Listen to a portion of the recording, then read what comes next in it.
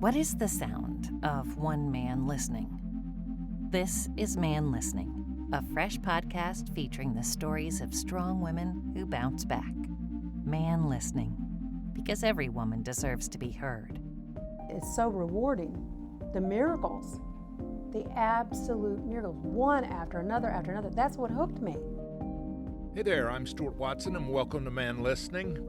Tammy Bell has run something called the Relapse Prevention Center for decades, and for over 15 years she has been my therapist. Relapse prevention means that she treats doctors, lawyers, airplane pilots, people with certificates, usually something like a license that she can hold over their head, and that really is effective. You'll hear her talk about that. But she has helped and just absolutely brought back to life thousands of people. She's been remarkably effective, in part because she doesn't answer to the patient, she answers to a medical board or the licensing boards. And so that she can really kind of call people on their shit. She can tell them when she thinks, I think you're being dishonest. And I never had such a certificate, but she certainly called me on my stuff. And, you know, it's been nothing short of a miracle. And so she's a genuine expert and has a lot of opinions. And I spoke to her the week that we learned that more than 100,000 Americans died of drug overdoses. And so she has a lot to say about that, and I wanted it to be its own separate episode. So here now, Tammy Bell. What would you say if you had the ear of the president or the ear of the Congress, who can't pay attention to anything now, but if you had the ear of, Secretary of Health or the president now, after the 100,000 deaths, what would you say?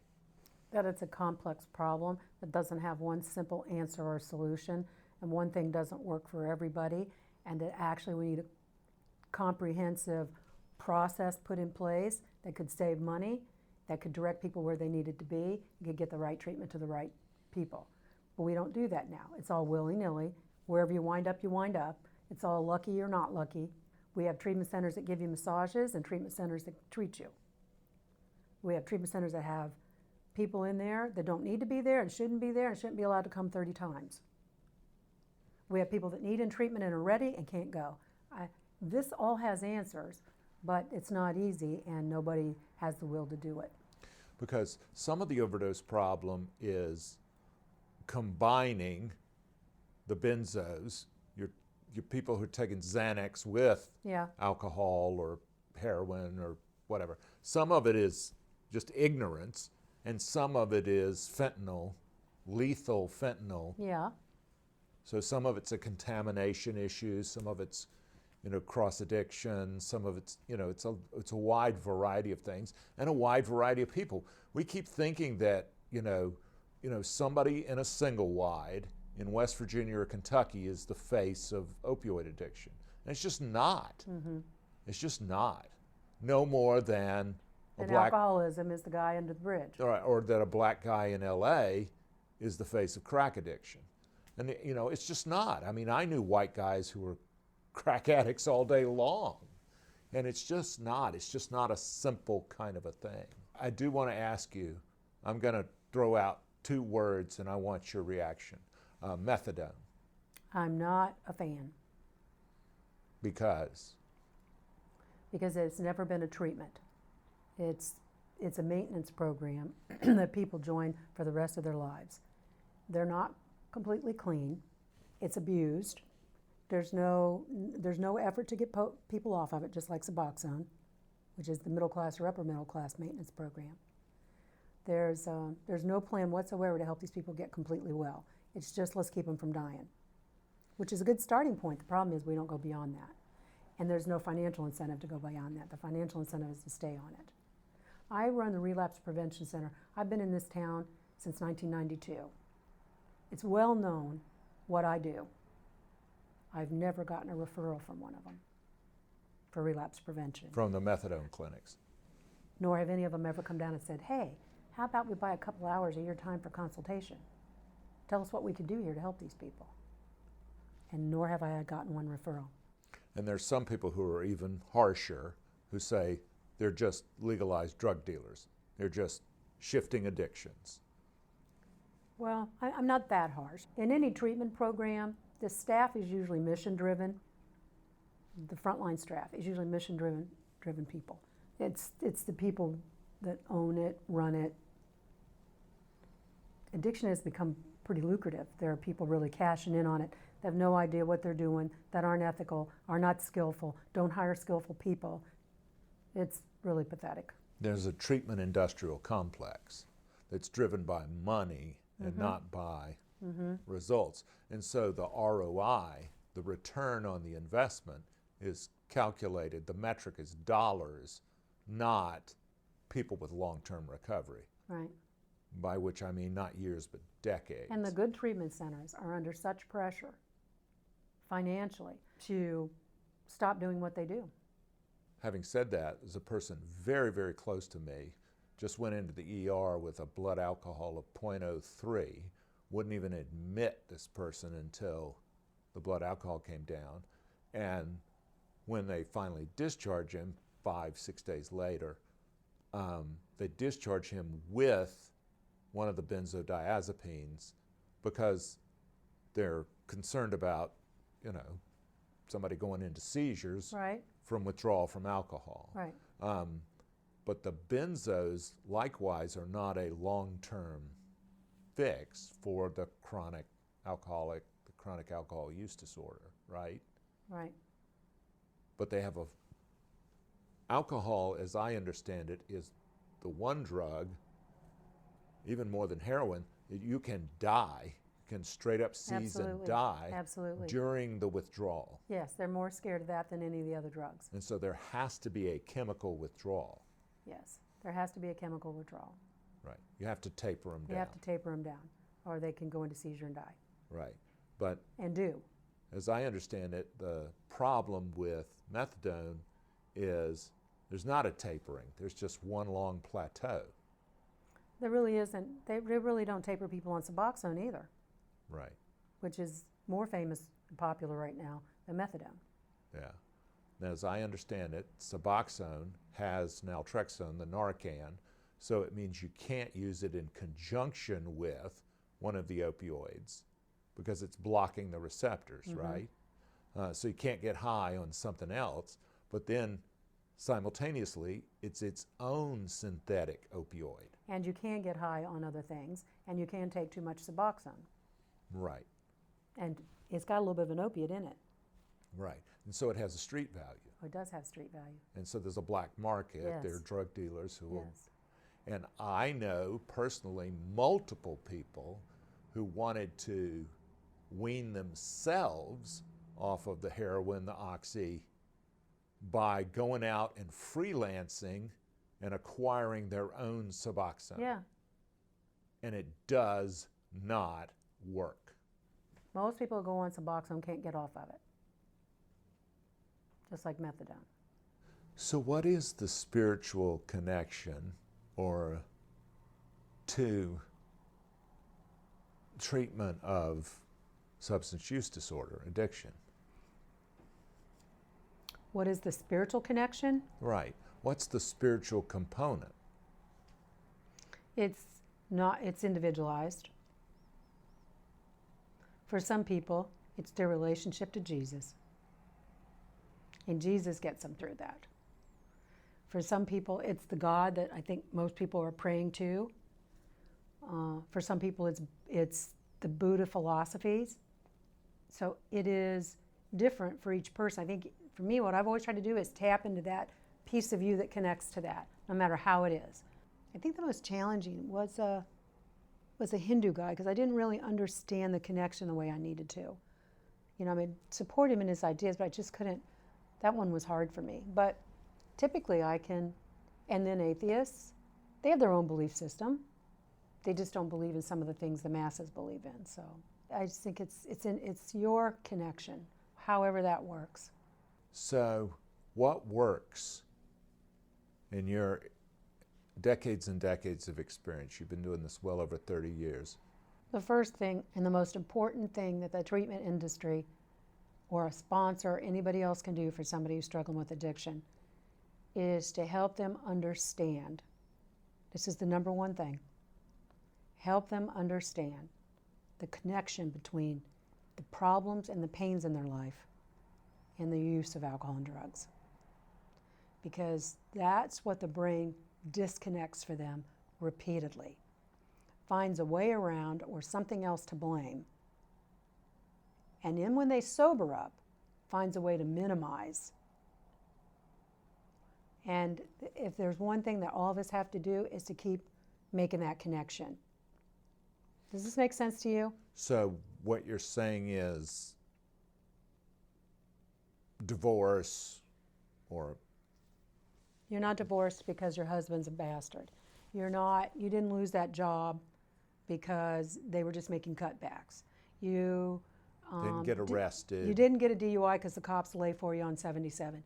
You don't have health problems because you eat too many tacos. Because no matter how long, and even the people that get to the brink of death, and I've had a lot of those who've been in the ICU dying and miraculously made it and are sober today.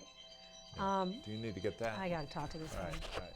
No matter how long somebody's been sober, it seems like I never stop reminding them of the cost and the consequences and the pain of their addiction.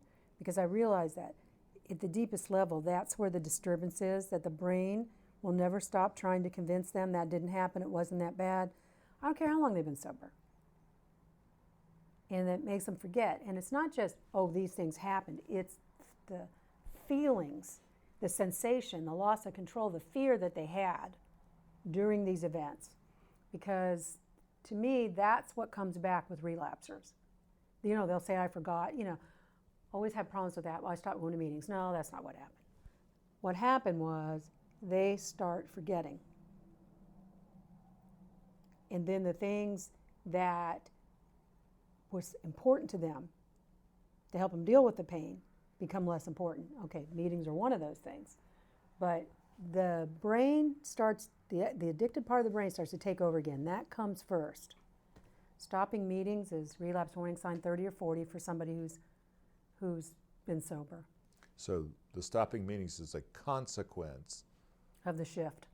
Of the brain telling you, you're better. Yes, it's okay now. What was the big deal? Yes. Yeah. And you said you've had people on the brink of death? Oh, yes. Make it, come out of it, and, we still have that conversation about, my brain tells me. I said, I know it does. Let's talk about that. Let's talk about your brain's telling you. Say it out loud. And I like for people to talk about the inner addict, its voice, the comments it makes, the suggestions it has, the ideas it has. Say them out loud. It loses some power. It's really good when I'm not around to say it to your sponsor so your sponsor can laugh and then you can go, oh yeah, right? Yeah, I think Richard Pryor used to talk about talking to the pipe, talking to the... Yeah. Your addict is observing everything in life you are and looking for the window to escape sobriety. It's looking for the window. And all you have to do is crack it for a little air. I'll get in a staring contest with a bottle of single malt scotch, and the bottle will win. Mm-hmm. It'll stare me down. Mm-hmm. It's an inanimate object. Mm-hmm. Do you know how fucked up it feels to lose a staring contest with an inanimate object? Well, not when it's liquor and you're an alcoholic. Yeah. That doesn't happen to non-addicts. Right. They don't get in staring contests or conversations or anything else. We don't have the voice. We don't have you don't get in a conversation with a glass of iced tea. Right. We don't have that voice. We don't live with that voice. We don't have that compulsion. Right. It's about 10% of the population. Mm-hmm. Yeah. Do you believe an addiction is an addiction is an addiction? Or are there very discrete means of treating a heroin addict as opposed to an alcoholic, as opposed to a crack addict, as opposed to a person who's smoking cigarettes and can't stop? I do think there's some differences. I think a heroin addict that's been on the street has some trauma and damage that a middle-class alcoholic, who's the worst thing ever happened to him is a DUI, I do think there's a lot more to treat for the heroin addict, and the compulsion for heroin is more powerful. That's why opiates have such a low recovery rate. That's why we have Suboxone, because they truly will just keep going till, they will die. So it has a place. It's to keep people from dying. I believe in that part of it. The problem is, then we don't come in once they're really good and stable and say, okay, here's the road. Now granted, I know there are people, they're never going to get well. They're mentally incapacitated and unable. They're totally unwilling. Nothing that you do or say shifts them. So if they make a decision they want to stay on it for the rest of their lives, okay. We just keep them alive. But a large number of those people that are on those management drugs could be helped off to live full lives, because they're still under the influence. They'll tell you, the ones that get off of it, the impairment that they were living under still. So if you want full recovery, and it's going to have to be a comprehensive long-term thing. You've dealt your whole career with people who have a license. Yes. Doctors, lawyers, airplane pilots. Is there something about you holding the key to their ticket, something they care about, that actually gives you the leverage you need to get them to do what it takes to get their feet underneath them, to get them some solid recovery? What is that? When people sober up, their brain is a mess. They're still an addict. They still think like an addict. Doesn't matter how smart they are. It does not matter, and it doesn't matter how bad the fall was, the bottom was. They still think, talk, and behave like an addict. So one of the nice things about these licensed people is that I can keep them in treatment and keep them going to meetings and get them doing the things they need to do while that brain heals, and we know that's a 12 to 18 month process. That's what the average Joe doesn't have, and that's unfortunate. But when we get these guys, it's wonderful, because you're not going to do surgery anymore. If I call the medical board and say he's not showing up for his appointments, or I'm unhappy with his performance, or I'm not sure he's sober, all I have to do is say this guy has a problem, and you're in trouble. Yeah, they can pull his ticket. They have. So I say, here's all you have to do to keep working. You have to be compliant with things on that contract that they gave you, no drinking and on and on, and with whatever my treatment recommendations are. That's all you have to do. So you do that, you get to go to work every day and do what it is that you do. Plus they do urine screens, which is great.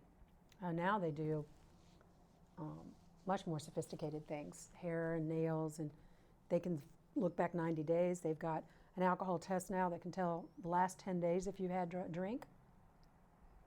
We didn't have that at the beginning. That's great. Because these guys, these high-flying lawyers with their names on the door, judges, they're not amateur liars. Right. These guys are pros. Right. They can sell it, and a lot of times it's because they believe it. They do believe it. They do believe it. That's the thing. I don't think that people are like looking at me lying about their disease. They're delusional. They believe what they're telling me, which is worse. It's worse. So yes, if we had something over everyone's head who's alcoholic and drug addicted, or the more we can get over their head for about 18 months, the higher the probability is these guys could make it. But when somebody just comes in and picks up a white chip and there's nobody holding them accountable, there's nothing that stops them from taking the drink when it gets really bad next week. They are at a disadvantage compared to the folks I work with. People always say, oh, your recovery rates are so high. Yeah, I got 5 years. Now, most of them I keep a year, Some of them that have lots of things going on have a year and a half. Some of them choose to stay with me after that. But that is so powerful. That is so powerful. And by the time that their 5-year contract is up, most of them have had the psychic change. Their brain is cleared, they're stable, they've gotten their life back together, they feel better, they've got a whole new social network. They've created that, the monitoring boards have created that for them. If everybody could have that, Stuart, our recovery rates would be so much higher. For as much of a pain in the ass as it is to the person at a time to say, I'm in Disney World, what do you mean you want me to give a urine screen? Yes. I'm with my family on vacation. It's been 4.5 years. That still serves a purpose. It does. And I can't tell you how many of them have said to me, if I hadn't had that the first couple of years, I wouldn't have made it. Like today I can hit these triggers and I've got the tools to get through them. First couple of years, I'd have been drunk on my ass. Even though I wanted to be sober, I never would have made it. Most of them will say that to you at the end of the 5 years. This has helped keep me sober, especially at the beginning. Not so much now, because they've got sobriety now. But this is what did it at the beginning. And Joe Blow out there, he didn't have that. He does not have that. I also have a buddy who, he and his wife owned a bar, and he picked up a drink at the bar that he owned with his wife, and a little voice in his ear said to him, drink that and you lose everything. Yeah. The marriage, the bar, your livelihood, your status, your health, your life. Mm-hmm. You take that one drink, you're going to lose all of this. And very few of us have that kind of Saul on the road to Damascus kind of conversion, that kind of clear. And that voice in the head is the sober part of his brain, which is now as big as the addiction part. Because until that voice grows, the addiction overrides his thinking. It yells. Yes. It's screaming. And we got this little tiny voice over here. But once that voice gets that powerful, he's really in a good shape. It's wonderful. Yeah. Yeah. There's a guy I know in recovery who, it's an old saying, he said, we get here because of your liver, your lover, or your lawyer. It's your health, it's your relationships, or it's your legal difficulties. It might be a DUI and it might be a felony. Might be a huge divorce. But it's one of those 3 biggies that gets you in the door. Now, may not keep you in. Now, that's just it. It doesn't keep a lot of them in. It gets their attention. If we had monitoring, serious monitoring for a while, you'd see a lot, the AA community would be a lot bigger. They don't make it. They just don't make it. They're not clean long enough to get the changes up here. So that's the unfortunate. And that's the thing with the, what's a drug that makes you sick if you drink? Antabuse? Antabuse. That's the thing with what's the anti-impulsive drug. There's some kind of shot you can get. Oh, that's Withdrawal. Anyway. So the professionals have an edge. Most of them recognize before their 5 years is up what a help it was. Some of them are able to hang on for 5 years so they can go back to drinking. Playing the long game. That's a long game. That's a long game. I knew he was faking it. And I told him in our last session, I said, listen, I'm discharging you and you got a couple more years on your contract, but I want you to know before you leave here today, I know that you don't believe this. I know that you think you can still drink normally. I want you to know I know that. So that means you're hosed because your alcoholic will not stop. I just want you to know if it happens, or I should say when it happens, I'm here, come back.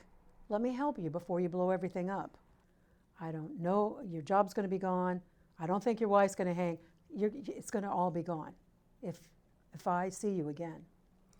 And 2 or 3 years later, I got a call, and he's lost his job, and his wife moved out, and he sat over there I never wanted to be so wrong in my life because I almost shared the box of Kleenex with him.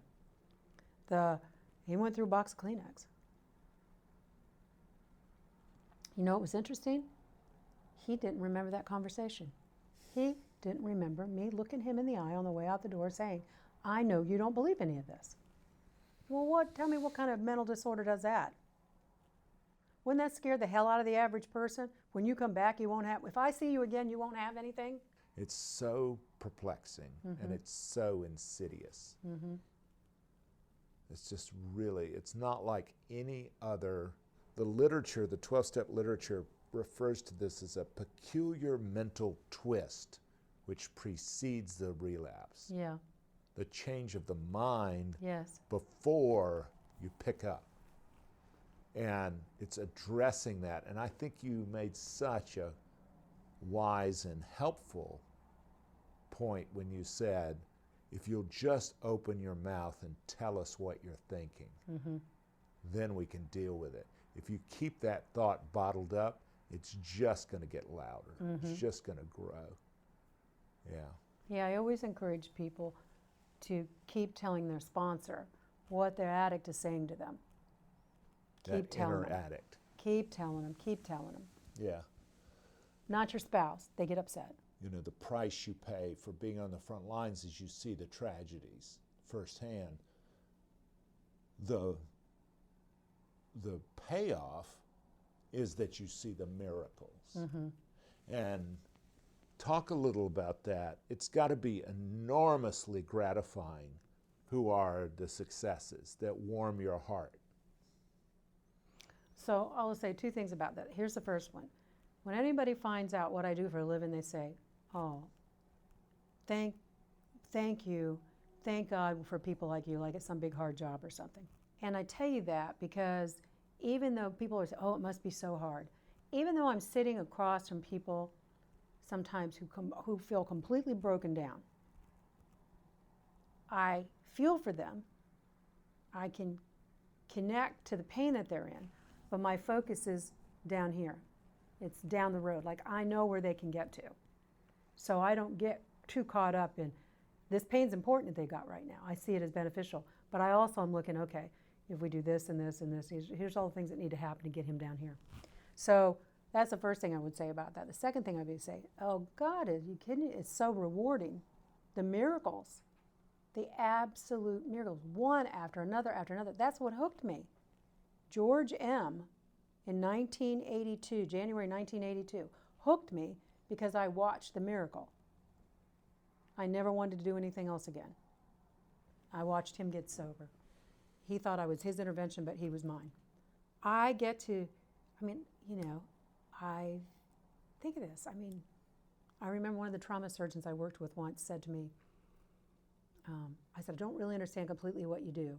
The way he explained it is, when something horrible like hits the ER and the other doctors are like, shit,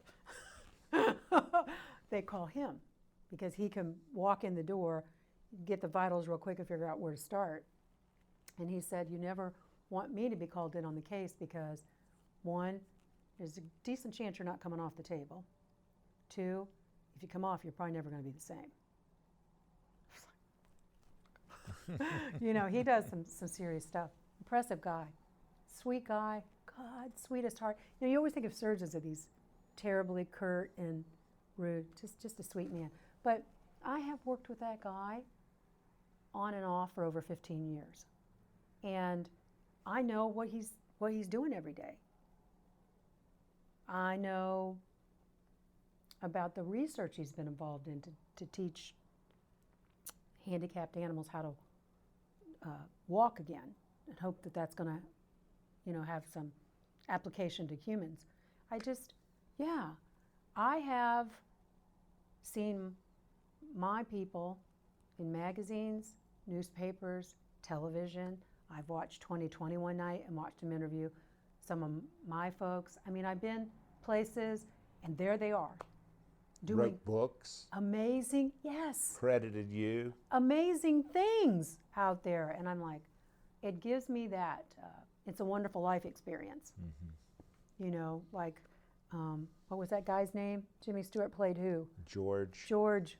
George Bailey. I have a George Bailey feeling that I'm making a difference, and it has, it's a huge ripple effect. Yeah. So I'm glad I'm glad I didn't get the scholarship at Ohio State, and I went to college later and paid my way, because that's the way it was supposed to be. Yeah. Do you have a therapist? I don't. I did therapy in my 20s. Yeah. Didn't have a ton to work on. But I did go for a while in my 20s. 1, I wanted the experience. 2, I wanted to see what could get in my way. 3, just resolve some.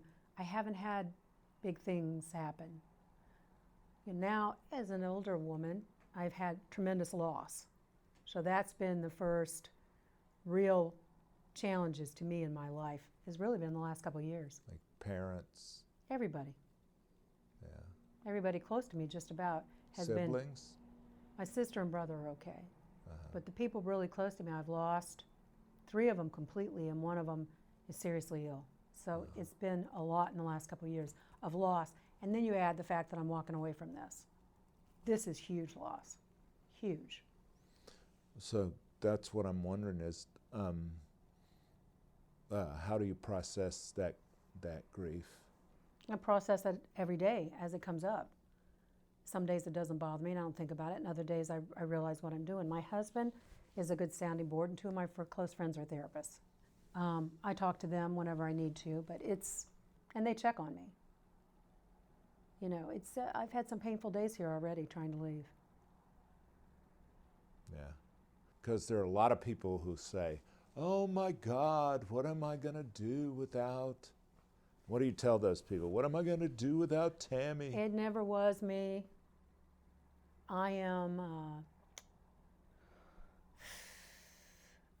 tried to tell them all, I didn't do any of these things. You did all of these things. I walked alongside you what you did. I've been here for you. I didn't do any of it. And that's the truth. That's the truth.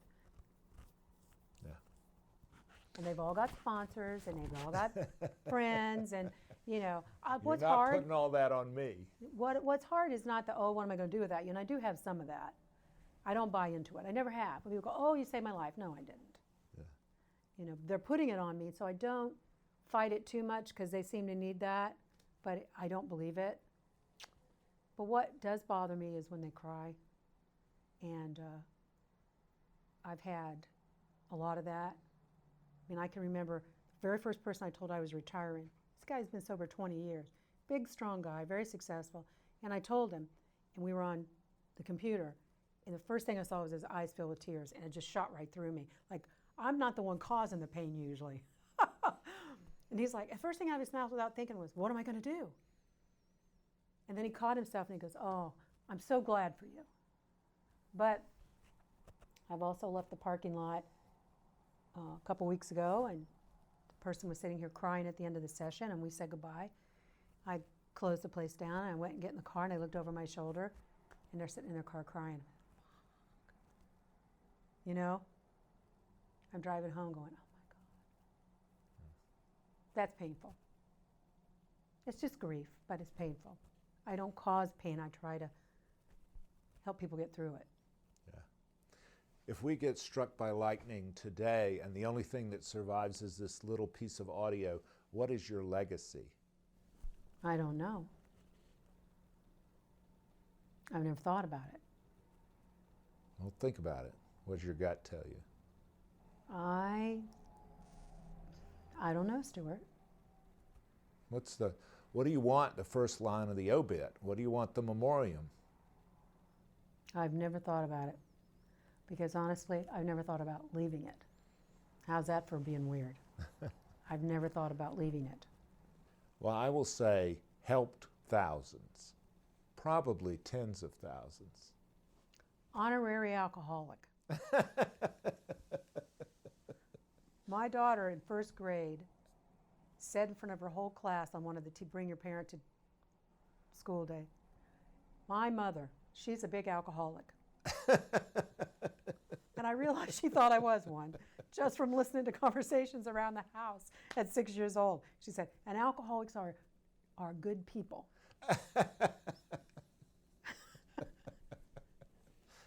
Well, right there is an education.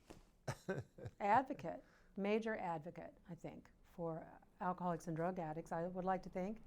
And Stuart, from guys being told by their sponsor to not come and see me, to the end of my career, people saying, picking up the phone and having saying, my sponsor said I need to make an appointment with you. What a shift! To I think one of my second greatest honor, Father Martin's the first, the second greatest honor is the recovering community trusting me, never questioning the fact that I'm not one having any negative impact on someone's 12-step program. Finally getting over that hurdle, because a lot of people were told you can't go see her. Yeah, and that it's not an either or, any more than when you break your leg, you don't go to a meeting, you go right to the hospital. People have, in the early days, would say, now are you in recovery? And typically I'd go, I'm going to let you try to figure that out. They go, oh, you are. And I said, well, will it make a difference if I'm not? If I can help you at all, does it make a difference if I'm not? Yeah. You know, but yeah, I've had that question a lot. And so I haven't heard that for years. Nobody questions it anymore. Yeah. But the acceptance of AA, the members of AA, the majority, I think, of members of AA, is the second biggest honor of my career. Yeah. Well, I won't cry. Thank you. I honor, respect, and admire you so very much. Thank you. And I really appreciate everything you've done for me personally and for more friends than I can say grace over that think the world of you. Oh, I loved it all. My last session with Tammy Bell is next week. I cannot guarantee you that I will not cry then. I want to tell you why I went to see her, because it wasn't because I thought I was going to relapse. I had more than a decade of sobriety when I first went to see her, and it was because I thought I was sabotaging myself. I thought I was undermining my own best interests. The first time I went for an interview for something called the Neiman Fellowship in Journalism, I felt like that I tanked the interview. Some part of me was trying to sabotage myself.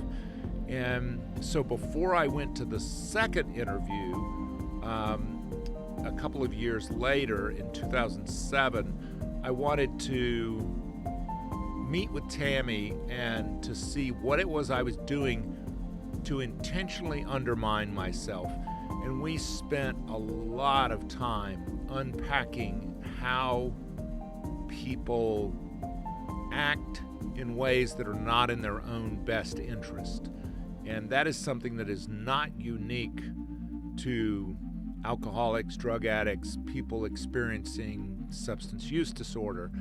So I just had to put that as a footnote and say, yes, I'm a person in recovery from alcohol use disorder. My biological father died of acute alcoholism. So it's real, it's not made up, but there are a whole host of ways in which my life is unmanageable. I don't run it in the best way for me, and I'm a huge believer in having, whether it's a licensed clinical social worker, psychologist, therapist of some kind, a person who can look you in the eye and say, as Tammy has said to me, bullshit.